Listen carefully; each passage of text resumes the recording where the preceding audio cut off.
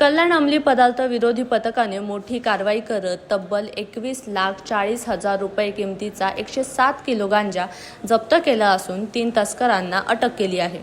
वसीम खान उर्फ पिला, दिनेश कुमार आणि मोहित वर्मा अशी अटक करण्यात आलेल्या आरोपींची नावे आहेत। विशेष म्हणजे अटक केलेले तिघेही सराईत गुन्हेगार असून त्यांच्यावर यापूर्वी अंमली पदार्थ तस्करीचे गुन्हे दाखल असल्याची माहिती समोर आली आहे। मिळालेल्या माहितीनुसार खडकपाडा पोलीस ठाण्याच्या हद्दीत अंमली पदार्थांची खरेदी विक्री होणार असल्याची गुप्त माहिती अंमली पदार्थ विरोधी पथकाला मिळाली।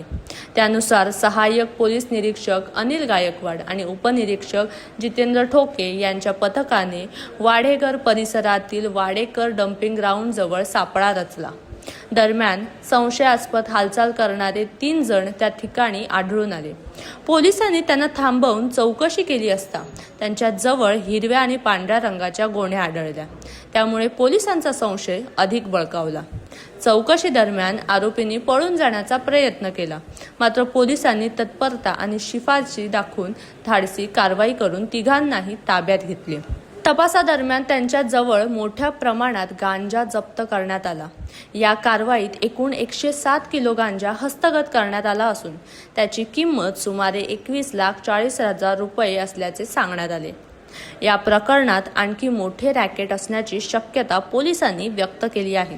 हा गांजा नेमका कुठून आणला, कोणाला विक्रीसाठी नेला जात होता आणि यामागील मुख्य सूत्रधार कोण आहे याचा सखोल तपास सुरू असल्याची माहिती पोलीस आयुक्त अतुल झेंडे यांनी दिली आहे।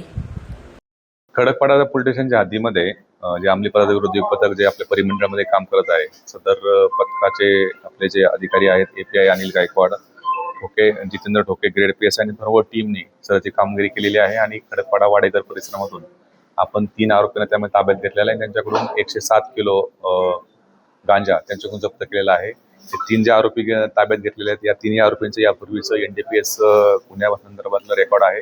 यापूर्वी ते वेगवेगळ्या गुन्ह्यांमध्ये अटक झालेले होते अंमली पदार्थ तस्करीमध्ये। त्याच्यामध्ये पहिला आरोपीचं नाव आहे वसीम खान, तो आहे भिवंडीचा, त्याच्यावरती सुद्धा एक गुन्हा दाखल आहे जो आहे घाटकोपरचा। त्यानंतर दिनेश सरोज म्हणून आहे, हा आरोपी जो आहे तो ठाण्यामधला आहे, त्याच्यावरती पण सुद्धा घाटकोपरचाच एक 1800 किलो गांजा यापूर्वी जप्त केलेला होता। त्यानंतर तिसरा जो आरोपी आहे जो मोहित वर्मा, मुलुंड पोलीस स्टेशनचा, याच्यावर सुद्धा मुलुंड पोलीस स्टेशनमध्ये NDPS गुन्हा दाखल होता। अशा प्रकारची जी कामगिरी जी आहे ती आमच्या पथकाने केलेली आहे। याच्यामध्ये अजूनही कोणते आरोपी आहेत ज्यांनी हा माल सप्लाय केला होता आणि या साखळीमध्ये इतरही काही आरोपी असू शकतात, त्या अनुषंगाने आमचा तपास सुरू आहे।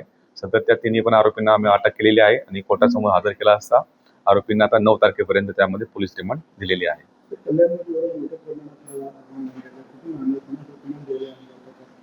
हा जो तपास जो आहे सदरचा मला हा कोणत्या ठिकाणी मला यापूर्वी आपण पाहिलं असेल की आपण नागपूरमधून असेल आणि ओडिशामधून विशाखापट्टणम या ठिकाणी सुद्धा जाऊन आपण आरोपी अटक केलेले आहेत आणि ही संपूर्ण साखळी जी आहे ती आपण ब्रेक करण्याचा निश्चितपणे प्रयत्न आहे। ह्या प्रकरणामध्ये सुद्धा हा माल सदरचा माल कुठून आला होता, कोणत्या ठिकाणी घेऊन जाणार होते आणि इतरही कोणकोणते याच्यामध्ये सहभागी आहेत हे पूर्णपणे आपण साखळी याच्याकडून तपास करून पूर्ण करणार आहोत, जेणेकरून हे पूर्ण रॅकेट जे आहे आपल्या त्या रॅकेटच्या वगैरे आपल्या मुळापर्यंत जाता येईल।